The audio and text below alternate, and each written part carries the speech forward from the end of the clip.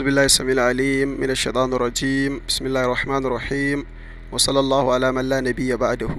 Assalamu alaikum wa rahmatullahi ta'ala wa barakatuhu. Yan uwa, barkamu da wannan lokaci, barkamu da sake kasancewa tare da ku a cikin wannan tasha ta mai albarka ta Mai Jalalaini TV. Ina kowa da kowa fatan alkhairi da fatan muna cikin ƙoshin lafiya.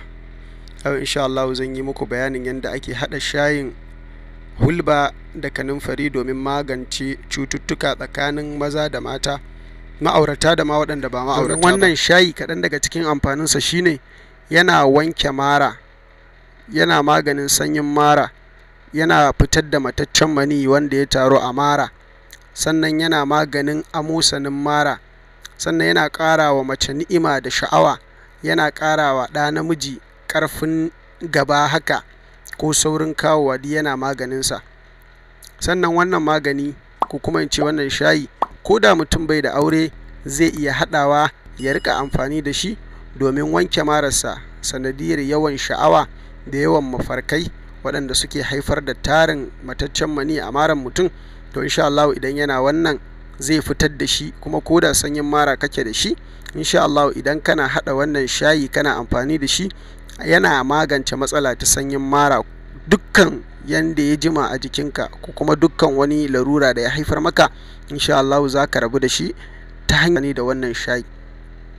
Da farko yanda ake haɗa wannan shayi shine za a samo garin hulba, za a samo kamar cokali 4, sannan za a samo garin kanunfari cokali 2, sai a haɗe su waje ɗaya, sai a rika ɗiban ƙaramin cokali ana sa ruwa fiye wata guda 2 ko ƙaramin kofi na ruwa guda 2, sai a tafasa. Bayan an tafasa sai a ɗan sa zuma haka kaɗan, ko kuma wajen tafasawan a sa sukari.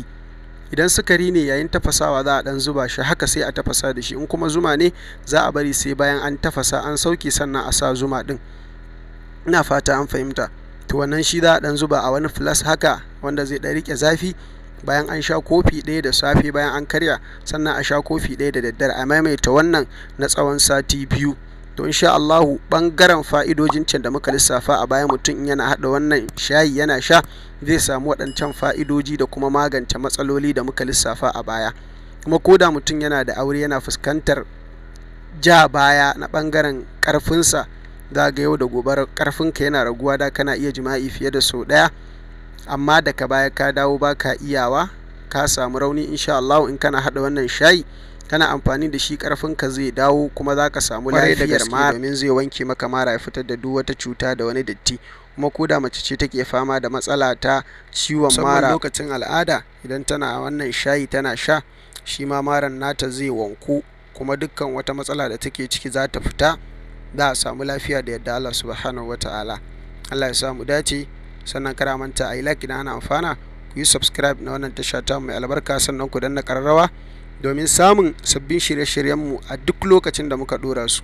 Wanda yake da tambaya ko ƙarin bayani zai iya aje mana ta akwatin aje sakonni. Waɗanda suke son shiga group namu, akwai link a description, za su iya duba domin kasancewa a cikin wannan group na mai albarka. Sannan kada manta a yi sharing, a tura zuwa 'yan uwa da abokan arziki domin su amfana baki ɗaya. Mun gode, wassalamu alaikum wa rahmatullahi ta'ala wa barakatuhu.